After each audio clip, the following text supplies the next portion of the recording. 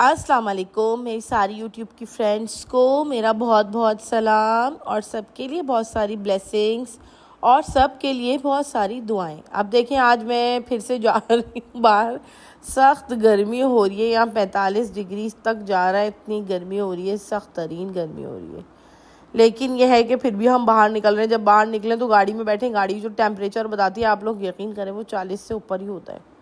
लेकिन मुझे जाना था ग्रॉसरी के लिए जो कि बड़ा इम्पॉर्टेंट था, तो मैं ग्रॉसरी के लिए निकल गई। बस मैं सख्त गर्मी में निकली थी, दोपहर का टाइम हो रहा था तकरीबन 4 बजे का। तो बस मैं निकली तो देखे कितनी गर्मी हो रही है ना, बहुत गर्मी हो रही थी। लेकिन अब ये कि रोज़मर्रा के ज़ाहिर है जो काम है जो करने हैं वो तो करने हैं, कुछ भी हो जाए। तो बस गाड़ी में बैठे हम और बिस्मिल्लाह करके सफ़र स्टार्ट किया, जो कि घर से पानी वानी ठंडा पी के ले के निकले। आप लोग जितने भी लोग जीसीसी कंट्रीज़ में, क्या कराची में, क्या इंडिया में, क्या कहाँ, सब जगह ही गर्मी हो रही है। अब तो जितने भी जगहें हैं गर्म मौसम, जून जुलाई मई का मौसम, जून जुलाई का मौसम, ये तो गर्म ही होते हैं। तो भाई सब लोग अपना ख्याल रखें, नींबू पानी पीते रहें और जितना वाटर की डेफिशिएंसी ना हो जाए किसी में। सब लोग अपना अपना ख्याल रखें, खूब पानी पिएं। और देखें मेरे साथ ऐसा हुआ, मुझे ठंडा गर्म हो गया और ठंडा गर्म होने की वजह से मुझे नज़ला हो गया और बुखार सा हो गया, क्योंकि धूप में आ रही जा रही सख्त गर्मी में, और गाड़ी में बैठी हूँ तो एसी, अब अंदर जा रही हूँ तो एसी, जैसी बाहर निकल रही हूँ सख्त गर्मी। लेकिन देखें हम तो चाय के दीवाने लोग हैं, हमें तो चाय चाहिए, चाहे सख्त गर्मी भी हो, हम तो चाय पिए बगैर नहीं रह सकते। तो बस फिर मैंने अल्लाह का नाम लेके अपनी चीज़ें लेना स्टार्ट कर दी। जो जो इम्पोर्टेंट चीज़ें थी आराम आराम से देखभाल के लेना स्टार्ट कर दी, क्योंकि मंथली ग्रॉसरी थी तो मुझे लेना ही था सामान सारा ज़रूरी। तो बस फिर मैं इधर आ गई, मुझे ये लेना। तब देखिए मैंने गलत चीज़ ले आई। मैं ले तो आई है, मैंने भैया जी को दे दिया कि ये मॉप में डाल दीजिएगा। अब भैया जी कह रहे मैडम ये बहुत ख़राब है, मेरा हाथ ख़राब हो गया, मेरा हाथ गल रहा है। मैंने कहा भैया जी मत डालें आप भाई, खुदा के लिए। फिर उन्होंने ये रख दिया था, उन्होंने कहा ये तो खोलने के लिए काम है। मैंने बगैर पढ़े असल में ले लिया, बस उजलत के मारे ना। और उन्होंने मुझे पिक्चर भेजी थी तो मैंने कहा शायद यही है। भैया जी ने मुझे पिक्चर भेजी थी कि ये ले लीजिएगा। मैंने कहा अच्छा, मैंने ले लिया ये। अब देखा तो मैंने दूसरी है सेम चीज़, लेकिन वो दूसरे पर्पज़ के लिए है। खैर ये ले ली, फिर डिश वॉशर ले लिए। फिर यहाँ बहुत तरह तरह की चीज़ें ग्रॉसरी में ना आज ऑफ़र्स बहुत आ रखी थी अच्छी। तो बस नेस्टो में ऑफ़र्स आई हुई भी होती हैं काफ़ी ना। तो ये देखिए चावलों पे बहुत ऑफ़र्स आई हुई थी, जो कि इंडियन राइस, पाकिस्तानी राइस और यहाँ के राइस, बहुत तरह तरह के चावल आए हुए थे। अभी देखिए मैं आपको दिखाऊंगी, प्राइड ऑफ इंडिया भी दिखाऊंगी। देखें प्राइड ऑफ पंजाब, फिर ये pride of Pakistan, pride of Punjab भी इंडिया का ही है, और ये प्राइड ऑफ इंडिया। और इंडिया के चावल भी अच्छे होते हैं, लेकिन पाकिस्तान का चावल भी हमारा बेस्ट चावल है। और बस ये देखें दालें वगैरह, फिर ये भी है मेरे ख्याल से इंडिया ही, पाकिस्तान से या इंडिया से ही लाते होंगे, और कहाँ से लाएंगे ये लोग। तो खैर बहरहाल बड़ी अच्छी दालें जो देखभाल के मैं ले लेती हूँ सही चीज़ें। तो बस फिर मैं अपनी ये ग्रॉसरी के ज़रूरी सामान लेने लगी। ऑयल की तरफ आई तो ऑयल भी मैं बहुत देखभाल के लेती हूँ। एक मैं देसी घी ले लेती हूँ अलमराई का, ये क्लैरिफाइड होता है ना देसी घी, अच्छा लगता है मुझे, तो मैं ये ले लेती हूँ। बच्चे अपने मैगी वैगी लेने लगे, और बाकी जो सालन वालन पकाने के लिए ऑलिव ऑयल ले लेती हूँ, और तलने वगैरह के लिए सनफ्लावर ऑयल ले लेती हूँ। इस तरह से मैं चीज़ें लेती हूँ अपनी। तो बस मैं सामान ले लगी। देखिए इंडियन पता नहीं क्या है ये, हम तो नहीं खाते, पौड़ी वॉडी हम यूज़ नहीं करते, बस हम तो बम्बई बिरयानी के दीवाने। तो बस फिर मैंने बिरयानी ले ली। फिर ये ऑलिव ऑयल में देखने लगी, मैंने कहा कोई ऑफ़र पे आया हुआ सही हो। बहुत देर में देखते देखते अब जो ऑफ़र पे आए हुए वो पॉमेस्ट ऑयल, ऑलिव ऑयल और ब्लेंडेड ऑलिव ऑयल थे। हम यूज़ कर रहे हैं वर्जिन ऑलिव ऑयल, तो हमें ज़ाहिर है मुश्किल हो रही लेने में। खैर बहरहाल यहाँ कोकोनट ऑयल इतनी तरह का होता है, बहुत अच्छी तरह का होता है। और कोकोनट ऑयल अगर सुबह उठ के आप लोग मुंह में थोड़ा 1 चम्मच लेके और बस उसकी ऑयल पुलिंग करें ना अगर, तो बहुत ही अच्छा, एक तो दांतों के लिए बहुत अच्छा है, दूसरा है कि माउथ के लिए बड़ा अच्छा रहता है। वो करके देखिएगा आप लोग कभी। एक सेसमी ऑयल भी ले लिया मैंने छोटा, कभी बच्चों के लिए पास्ता वास्ता कोई चाइनीज़ चीज़ बनाओ ना तो थोड़ा सेसमी ऑयल डालो, बहुत अच्छा फ्लेवर आ जाता है उसका।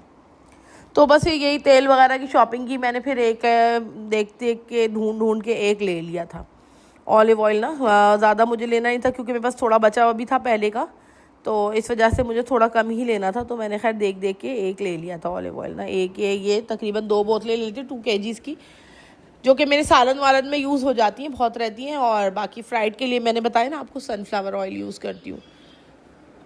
बस जैसे कि मैंने आप लोग को बताया कि यहाँ ज़ाहिर तरह तरह की चीज़ें होती हैं, तो बड़ा अपने हिसाब से देख के, अपनी रेंज देख के लेना पड़ती है, हर चीज़ एकदम नहीं ले सकते। नूटेले आए हुए थे तो मेरे बच्चों ने कहा मम्मा नूटेला मत लें, दूसरा ले लें। फिर मैंने कहा चलो दूसरा ले लेते, नूटेला नहीं लेते। फिर ये नूटेला के बजाय दूसरा ले लिया हमने, ये भी हेज़लनट का ही स्प्रेड है। फिर ये मैं 2 चाय यूज़ करती हूँ मिला के, मुमताज़ टी और रेड लेबल टी। अब जो लोग हैं ना जीसीसी में, देख लें, मैंने बड़ी पत्तियाँ ट्राई की लेकिन कुछ समझ ही नहीं आया। फिर एंड में मुझे किसी ने बताई ये बात कि ना आप ये 2 यूज़ करके देखें मिक्स करके। तो फिर मैं ये 2 मिक्स करके और इसमें खूब ज़्यादा सारी इलायचियाँ डाल के पत्ती बना के रख देती हूँ अपनी। बस फिर 1 चम्मच चाय में पड़ी तो बेहतरीन तैयार हो जाती है चाय। 1 कप चाय में 1 चम्मच डाल दें बस, फिर ये तो बड़ी अच्छी तैयार हो जाती है। और 1 कप चाय बनाए तो 2 कप निकलती है उसमें दूध वगैरह पड़ के ना। फिर ये बच्चे देखने लगे चीज़ें अपने हिसाब से सारी, ये दूध में डालने वाला ओवल्टीन ले लिया। फिर मैंने नेस्कैफ़े की कॉफ़ी आई हुई थी वो हमने लिए, अरेबिका कॉफ़ी आई हुई थी बड़ी अच्छी ऑफ़र पे, तो फिर मैंने वो ले ली। मेरा बेटा ब्लैक कॉफ़ी पीता है बहुत ज़्यादा, तो उसके लिए भी मैंने ये वाली कॉफ़ी ले ली देखभाल के, जो कि ऑफ़र पे आई हुई थी बिल्कुल सही। अभी आगे जाके आपको नज़र आएगी ऑफ़र वाली कॉफ़ी ना। ऑफ़र्स भी जो आती हैं लोकल चीज़ों पे ज़्यादा अच्छी आती हैं, जो कि सऊदी मेड होती हैं या फिर इजिप्ट मेड होती हैं या फिर यहीं की ओमानी मेड होती हैं। उन पे जो ऑफ़र्स आती हैं ना वो ज़्यादा अच्छी होती हैं बनिस्बत जो कि यूके यूएसए का सामान होता है ना, वो थोड़ा एक्सपेंसिव ही होता है नॉर्मल से, मैंने तो यही देखा है। तो मुझे लेना थी काफ़ी सारी चीज़ें, तो मैंने फिर देखभाल के बहुत सारी चीज़ें ले ली। मैंने अपनी बेटी को मैंने कहा ये मत लो, बहुत गाढ़ा होता है, पिया नहीं जा रहा होता गर्मी में, थोड़ा लाइट सा ले लो। क्योंकि ये लोग स्कूल जाते हैं ना दूध में कुछ ना कुछ डाल के मैं इन लोग को देती हूँ, जैसे कभी ओवल्टीन डाल देती हूँ, कभी हॉर्लिक्स डाल देती हूँ, कभी ये कैडबरी की चॉकलेट वगैरह, जो अलग अलग चीज़ें। मैंने कहा बात सुनो ये ले लो, ये लाइट रहेगा, वो बहुत हैवी हो जाएगा।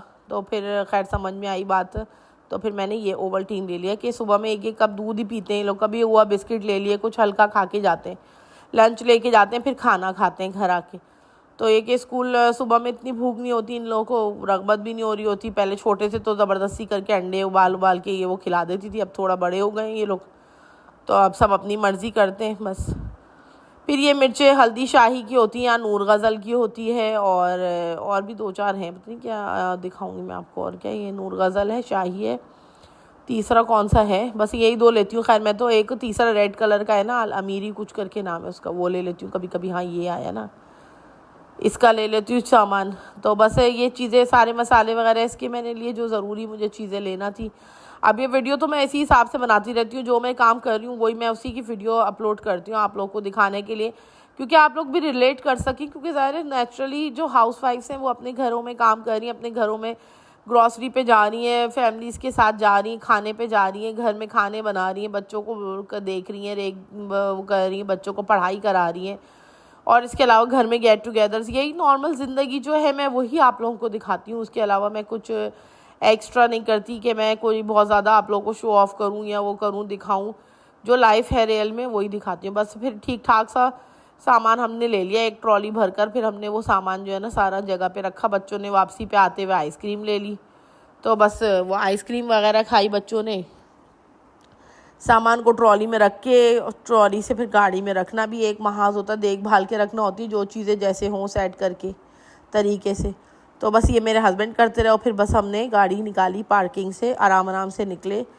और मैंने क्योंकि पैटीज़ ले लिए थे यहाँ से, बड़े अच्छे चिकन पैटीज़ मिल रहे थे फ्रेश बने हुए, तो मेरा दिल करने लगा मैं वो ले लूँ। फिर मैं वो खाती भी गई।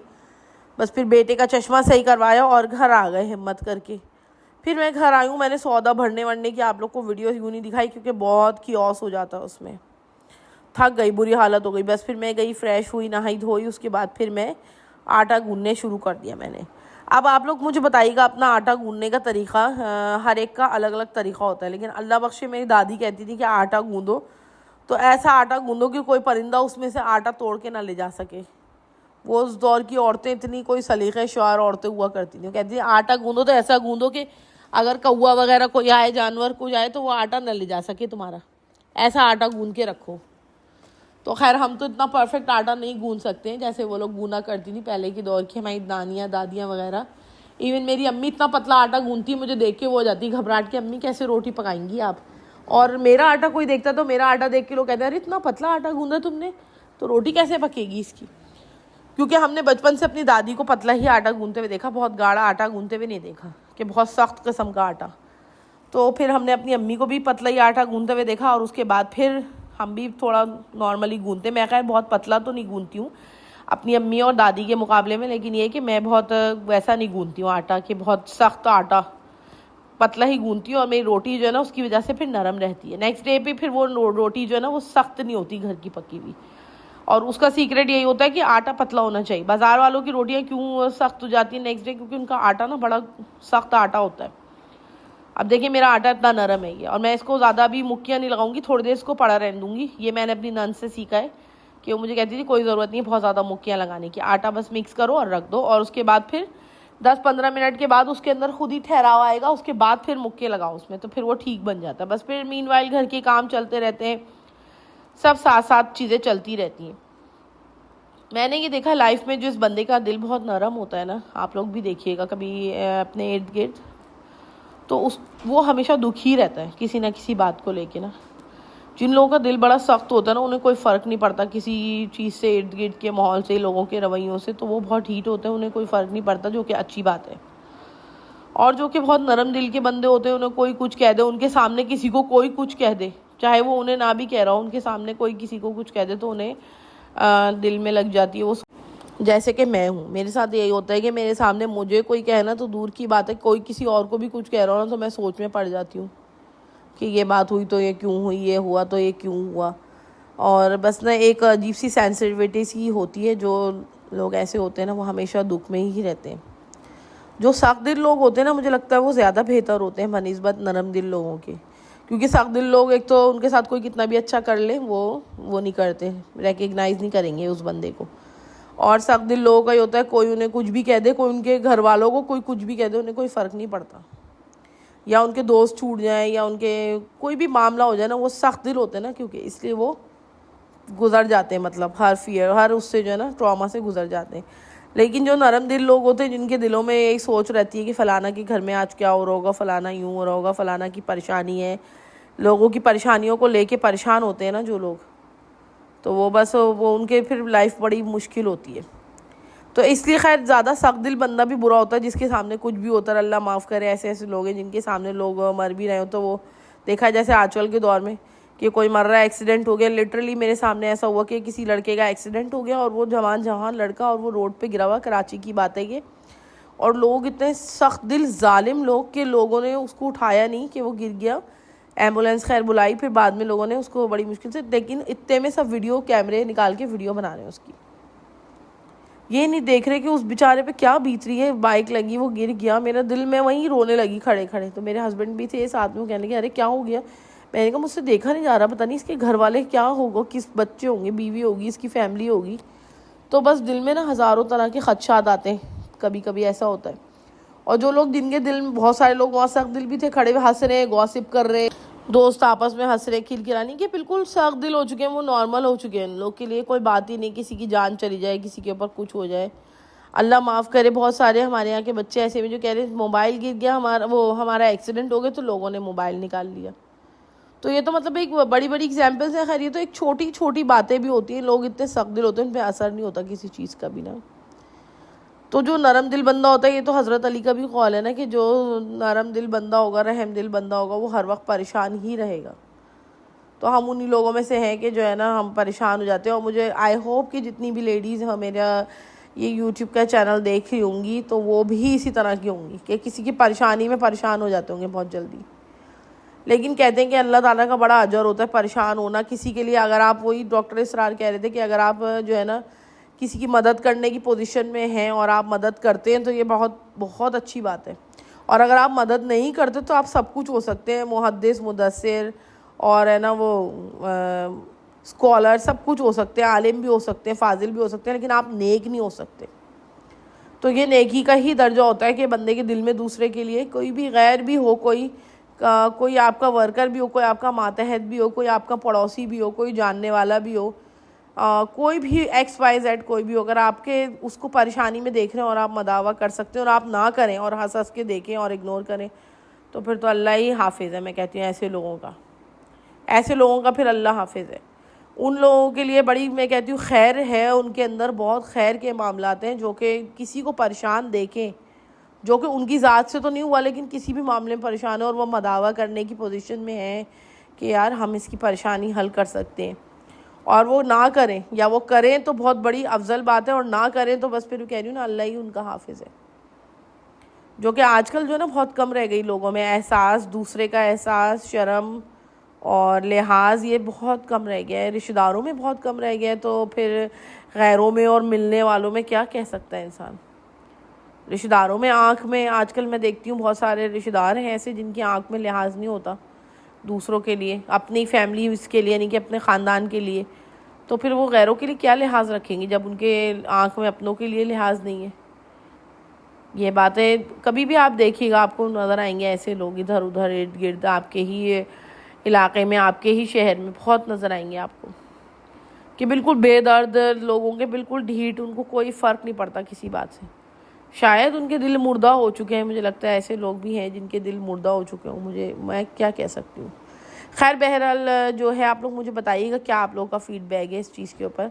और अगर आप लोग को मेरा यूट्यूब चैनल अच्छा लग रहा है तो प्लीज़ मेरे चैनल को सब्सक्राइब करें और मेरी वीडियोस को लाइक करें, मुझे बताएं आप लोग को कैसा लग रहा है। बस मैं ये घर आई, मैंने आलू की कतनियाँ बनाई, बिल्कुल सादी सी सालन वाली, और रोटियाँ पकाई, और बस खाना बच्चों को पेश किया। और मैंने आपको बताया मैं तो खुद नई यूट्यूबर हूँ, अभी सीख रही हूँ, आहिस्ता आहिस्ता मुझे समझने में हर चीज़ को टाइम लग रहा है। लेकिन ये कि मैं आप लोग की सपोर्ट की तलबगार हूँ, और मैं आप लोग के फ़ीडबैक का इंतज़ार करती हूँ। कोई मुझे कमेंट करता है, मैं उसका कमेंट पढ़ती हूँ, और मुझे बहुत खुशी, बहुत मोटिवेशन मिलती है। जो एक एक बंदा भी मेरा चैनल सब्सक्राइब करता जा रहा है ना, तो मुझे बहुत मोटिवेशन मिल रही है। तो इसलिए प्लीज़ मुझे और मोटिवेट करें, और भी अपने फ्रेंड्स में, फैमिलीज़ में मेरा चैनल शेयर करें, ताकि मेरे सब्सक्राइबर जल्दी जल्दी बढ़ें और मेरा चैनल मोनेटाइज हो। तो बस आप लोगों की दुआओं की तलबगार हूँ। ओके, अल्लाह हाफिज़।